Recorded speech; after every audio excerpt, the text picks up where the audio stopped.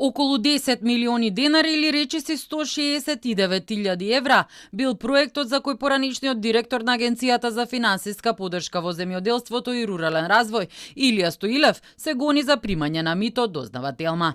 Џевдет на Суфи, поранишниот министер за правда и за локална самоуправа во владата на Љупчо Ѓоргиевски, како директор на фирмата Сигна Сарго од Струшко Велешта, им дал 5.000 евра на тројца луѓе да влијаат на Стоилев, кој требало да добие 50.000 евра за да стави подпис на проектот. На фирмата Сигна Сарго пред скандалот два пати биле одобрени проекти во 2019 и во 2022 година за опрема за преработка на житни, мелнички и производи од скроп.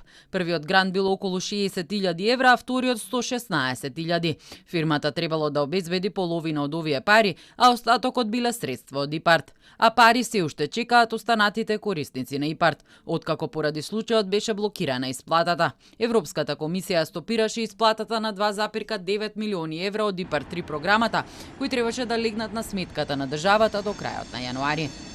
Овој случај ние како влада го разоткривме, ние како влада постапувавме по овој случај и луѓето за кои што постои основано сомневање дека сториле кривично дело, обвинителството, а понатаму и судот треба во една судска постапка да го докаже истото. Мислам дека има од тие информации со кои што јас располагам доволен број докази за да овој процес добие судска разласка. Што се однесува до односите наши со Европската комисија, јас очекувам набрзо овие процеси да бидат откочени и да продолжи исплатата на средствата кон земјоделците.